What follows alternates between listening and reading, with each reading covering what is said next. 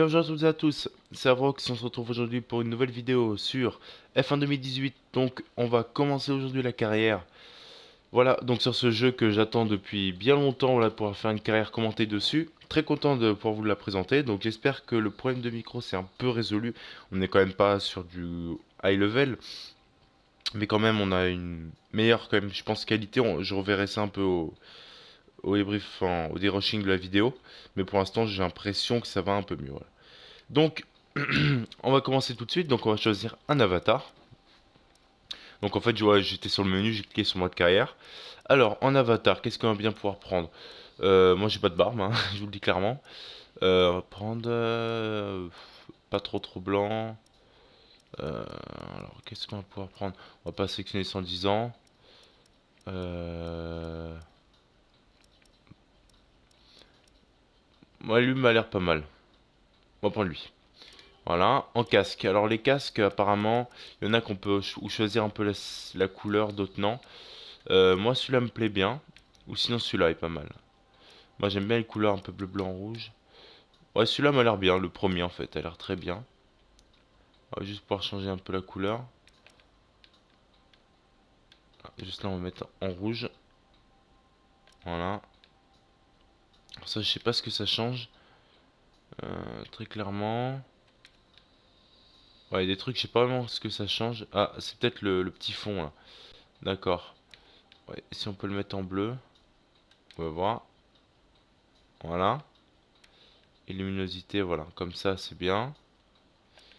Et la base. Est-ce qu'on peut changer grand-chose? J'ai pas l'impression, voilà, c'est juste un peu globalement. Bon, on va laisser comme ça, de toute façon, on va pas perdre 10 ans pour un casque. Ok, donc la nationalité, bon, on est français, hein, y a pas de problème là-dessus.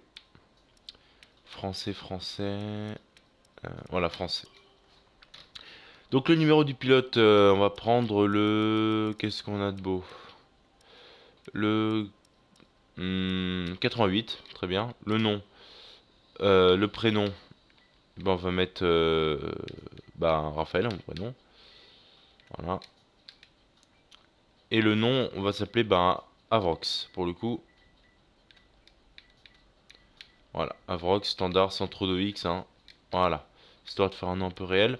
Nom abrégé, caractère trop lettres, on va appeler R, A, X, voilà. Et nom en audio, aucune. Et on enregistre les données. Voilà donc le mode carrière, on peut prouver qu'on est prêt. Donc le menu, voilà. Et c'est parti. Donc on va choisir une écurie. Alors en fait, je préfère commencer voilà par une petite écurie et puis si jamais on fera une saison, on fait une saison 2, on prendra une écurie un peu plus forte. Moi, je serais bien chaud pour. Allez, on va prendre Renault. Voilà, c'est français. On va aller chez Renault. Alors, soit on prend la place de Sainz, soit Hülkenberg. On va prendre la place de Hülkenberg. Voilà. Donc, voilà. Alors, qu'est-ce qu'on peut faire? Là, j'ai le petit trophée obtenu. Super. Faut que tu dégages, que je vois plus rien. Voilà. Donc, alors, paramètres de jeu. Les flashbacks, on les active. Le règle du parc fermé, je sais pas ce que c'est. Voiture de sécurité, on peut la laisser. Oh, on va la laisser comme ça. Bon, tout ça, on peut le laisser comme c'est, hein. Alors, juste, on va laisser ça. Distance, 25%. Voilà, on va laisser en 25%. Le niveau de l'IA, on va juste le baisser un petit peu. Pour l'instant, hein, on laisse à 40.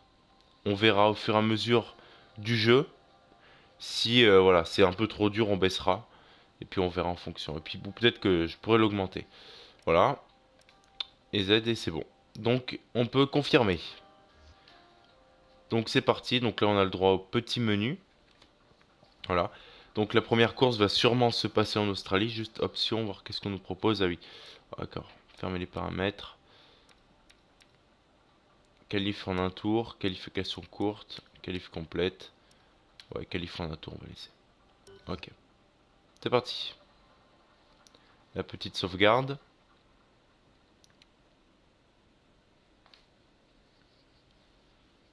Donc on patiente, hein.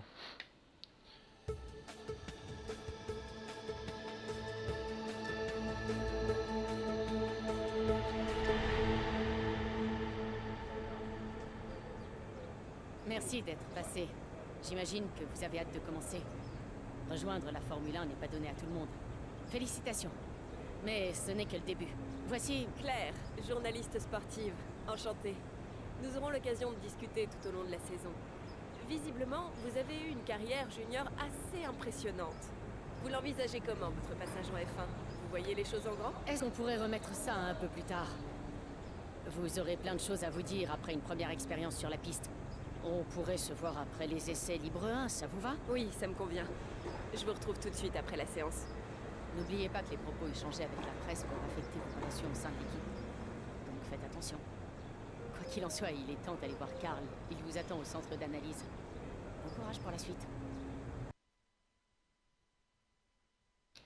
Donc voilà, on a eu droit à une petite introduction. Bienvenue au centre d'analyse.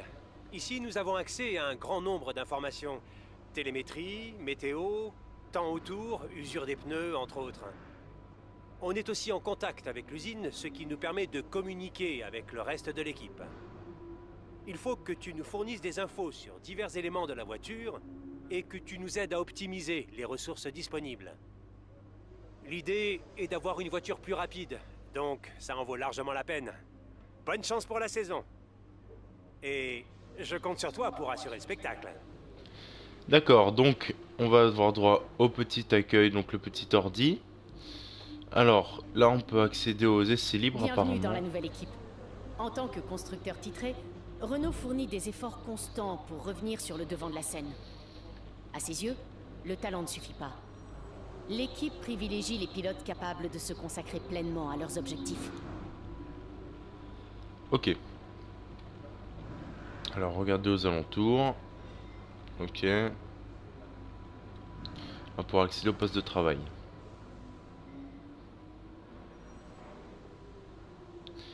Donc apparemment, Voici alors les points à qu'est-ce qu'on a? retenir au sujet de votre contrat actuel. D'un côté, vous avez les objectifs et les avantages que nous avons négociés avec l'écurie. De l'autre, vous trouverez les informations concernant votre image dans le paddock, votre réputation au sein de votre équipe, ainsi que la note globale qu'elle vous attribue en prenant en compte ces deux paramètres. Ok. Alors, est-ce qu'elle va pouvoir dire quelque chose d'autre? Non. Alors voilà, ici apparemment on a l'aperçu, donc qu'est-ce qu'on peut faire en fait, simplement ce qu'on va pouvoir faire, donc quand c'est libre. Donc les messages, donc bienvenue dans l'équipe, bon on va pas tous les lire, hein. Ça à la limite je les lirai un peu hors caméra, enfin hors caméra, hors film, hors tournage, quoi. Donc le contrat, donc position visée lors des qualifs 8ème, durant la course 8ème, lors de l'équipe, donc je suis second pilote.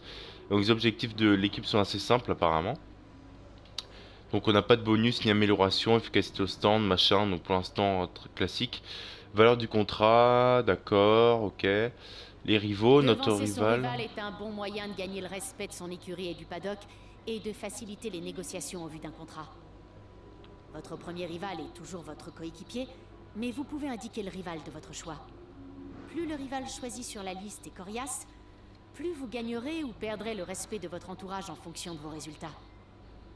Donc voilà, pour le coup, d'ailleurs j'avais dit que je prendrais la place de Hülkenberg, mais en fait j'ai mal lu, en fait j'ai pris la place de Sainz. Donc en fait je vais dire quel est mon coéquipier. Donc du coup c'est pas grave, hein, bien sûr. Le données du pilote pour l'instant on a 0 partout. Donc les perfos, ça je pense c'est en rapport avec la voiture. Donc on n'est pas la pire écurie, on est la 4ème écurie. J'aurais pu prendre un peu plus basse en compétence d'écurie, mais bon, on est quand même Renault, voilà. C'est pas non plus Merco. Donc là-dessus, voilà, rien de spécial. Donc la gestion du véhicule. Pour l'instant, je sais pas trop. Après, il y a des choses que j'essaierai de faire un peu hors vidéo pour essayer de comprendre un peu mieux le jeu, voilà. Parce que sinon, après, ça fait des vidéos vraiment longues. Donc, on va pouvoir passer aux essais libres. Numéro 1. Donc voilà, je suis pas sûr de faire la première course aujourd'hui dans cette vidéo. Mais voilà, au moins quelques petits tours de piste. Et puis après, on pourra clairement commencer la vidéo, enfin la série. Voilà, on va laisser parler. Bienvenue à Melbourne pour le Grand Prix d'Australie où la séance d'essai est sur le point de débuter. Le briefing d'avant-course est terminé. Il est temps pour les pilotes de montrer de quoi ils sont capables.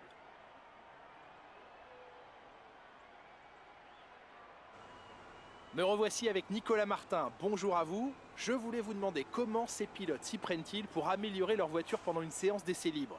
Quelle quantité d'informations obtient-on sur un simulateur et quelle quantité d'informations arrive-t-on à récolter avec la voiture sur un vrai circuit? C'est une bonne question, et pour répondre simplement, je dirais qu'on n'a de toute façon jamais trop d'informations.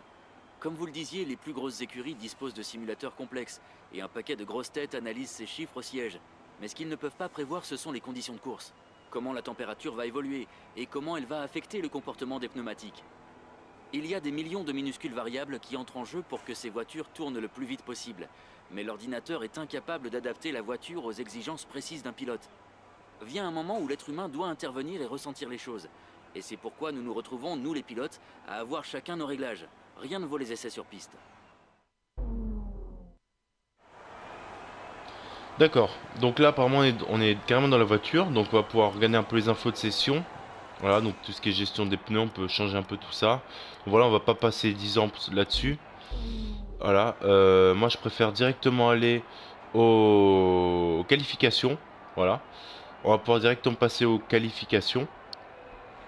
Ou alors peut-être qu'on va faire les essais libres et puis on fera la qualification et la course sur une seconde vidéo. Tu dois Voilà. réaliser plusieurs programmes durant ces séances d'essais libres. Consulte le moniteur vidéo pour en savoir plus. Nous pourrons récupérer des infos utiles pour les équipes sur le circuit et en usine. Ok. Donc là, alors, voilà, ce qu'on va faire, c'est qu'on va faire un essai libre 3.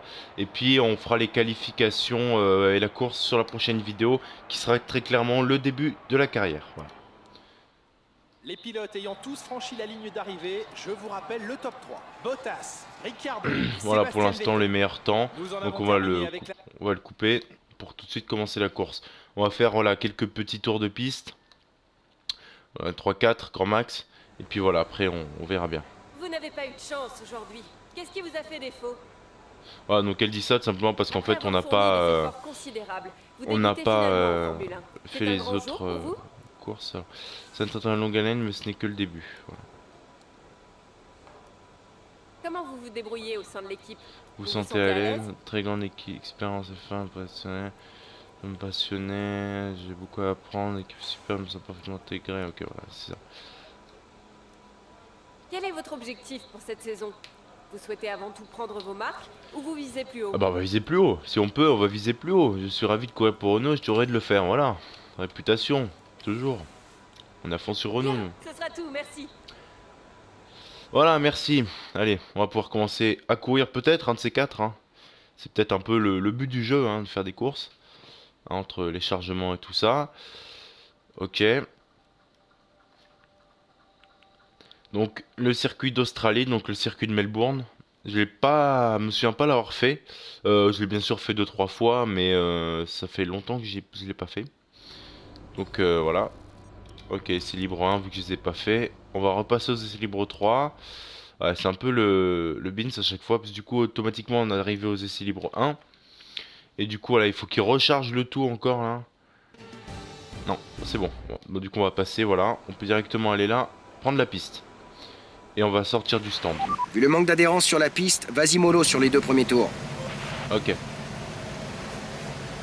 Donc on va pouvoir y aller. On nous enlève les cache-pneus. Par contre moi je pilote pas avec cette vue là. Vous savez. Voilà. Mais je préfère la... Mince. Je préfère la vue... Ah non, c'est pas ça que je veux.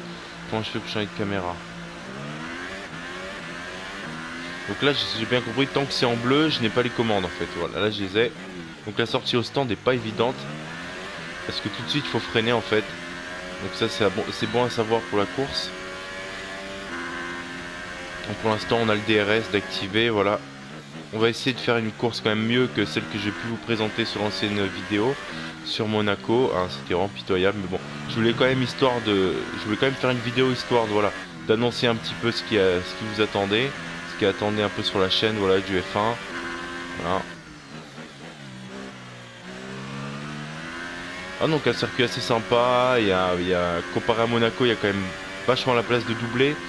Voilà, c'est quand même intéressant. Là on est tout seul, donc c'est sûr que ça rend le jeu vraiment plus simple.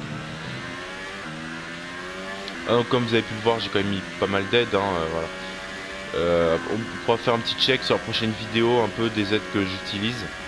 Voilà, je suis pas, comme je l'ai dit, hein, on peut pas être sans aide parce que sinon c'est vraiment impossible. Voilà, je suis pas non plus, je crois que je suis en niveau, en fait je suis juste en niveau intermédiaire au niveau des aides. mais j'ai juste en fait retiré la boîte, je l'ai mis en automatique, parce que manuel c'est déjà que c'est, oula j'ai failli déraper, déjà qu'en auto c'est pas évident, alors en plus si c'est manuel c'est vraiment chaud. Donc la petite chicane a bien négocié et je suis parti. D'accord, faudra bien faire attention à ça, juste avant l'arrivée. Ouais, j'avais entendu parler de ça, hein, que c'était pas évident l'arrivée sur la grande ligne droite sur ce circuit. Donc voilà, on se dit qu'on fait voilà, 2 tours. Ah, j'ai freiné trop tard, non ça passe. Voilà, bien sûr j'ai enlevé aussi en fait normalement le blocage des roues. Voilà, non, en réalité en fait quand on freine, on peut pas tourner. Voilà, c'est aussi simple que ça. Voilà, mais je l'ai enlevé parce que clairement c'est ultra chaud. Voilà. En plus là déjà que tout seul je pense que j'aurais galéré. Et ça c'est déjà un truc qu'il faut faire avec un volant quoi. Avec une manette, voilà, après pour bien prendre les virages et tout. Parce qu'en fait avec la manette on conduit vraiment avec des à-coups. Qu'avec un volant c'est plus précis on va dire. La conduite est plus précise. Sur des virages comme ça, voilà, c'est pas évident de conduire avec la manette. C'est vrai que je suis assez dégoûté quand même que mon volant puisse pas être compatible avec la PS4, mais bon c'est pas grave. En tout cas, on a un jeu quand même. N'oublie pas de jeter un qualité. œil à la température de tes gommes. Elle est consultable sur le panneau de température de l'AMF. Nous surveillons la température de la carcasse et celle de la surface. Tant qu'elles se trouvent dans leur plage d'utilisation, les performances seront au rendez-vous. En général, les températures à la surface sont assez variables. Je te conseille donc de boucler quelques tours, histoire de mieux appréhender ces variations. Ok. Ouais, donc là à droite justement on a la température un peu de tout ça. Ah, pour l'instant je sais pas trop à quoi ça correspond. Je pense pas réellement qu'on s'en serve un max pour les courses. On va faire attention à pas partir, voilà on a bien négocié le virage. Voilà. Donc voilà, on va se faire un petit dernier tour et puis on va s'arrêter là. Alors, attention, on a une sortie de stand à droite. Non. Voilà. Donc là pour l'instant je suis pas trop mauvais. Ah, je fais peut-être mon meilleur temps. Mais bon, je pense pas que je sois trop bon non plus. Ah, j'ai le DRS. Faut que je fasse attention à ça aussi, au DRS. Voilà. Donc comme je peux dire, on a quand même un jeu assez beau. Alors il y a quelques bugs apparemment, des fois des bugs de l'IA surtout. Mais on verra ça dans la carrière. Mais pour l'instant, on a quand même un jeu très beau graphiquement. Moi je me souviens que le dernier jeu F1 que j'avais, et ça remonte à loin, c'était sur la PSP. C'était le F1 2010 je crois. Ah, c'est un jeu qui a beaucoup saigné. Déjà je trouvais que le jeu était quand même beau, mais bon c'était en 2010 hein. Ça remonte à 8 ans. Alors je tourne la vidéo. Et déjà on avait quelque chose je crois de bien. Et là vraiment là c'est juste super beau. Et voilà, j'espère que le jeu va pas me décevoir. En même temps bon, ça va être compliqué. On va essayer de faire quand même 1 ou 2 saisons sur le jeu, ce serait bien 1, 2 ou 3, on verra. Déjà boucler une première saison sera déjà bien, ça me prendra quand même déjà pas mal de temps. On verra. Et puis aussi au niveau de l'IA, tout ça on verra si on l'augmente. Voilà, donc Romain Grosjean le fait en 1.31, je suis à 1.34. Pour moi, ça va être chaud pour moi, l'IA est quand même pas mauvaise. Après j'ai peut-être pas non plus la meilleure des voitures, à chaque fois je sors ici. Bon, il va falloir vraiment s'améliorer pour le... Voilà, de toute façon après j'aurai le droit au tour de qualification. Voilà, donc on va se laisser là-dessus. Je vais juste rentrer au stand. Alors je vais faire un retour au garage, voilà. Donc on va se laisser là-dessus. Donc voilà, j'espère que cette petite vidéo... N'oublie pas qu'on dispose de plusieurs programmes d'entraînement. Ils peuvent se révéler utiles pour l'équipe. C'est la seule séance qui nous reste, alors autant... Ok, bon et c'était... Voilà, on va se laisser là-dessus pour cette première vidéo. La prochaine vidéo, ce sera donc la qualification et la course. J'espère que cette vidéo vous aura plu. On se retrouve, comme je viens de le dire à l'instant, pour la prochaine vidéo sur la carrière. Salut tout le monde!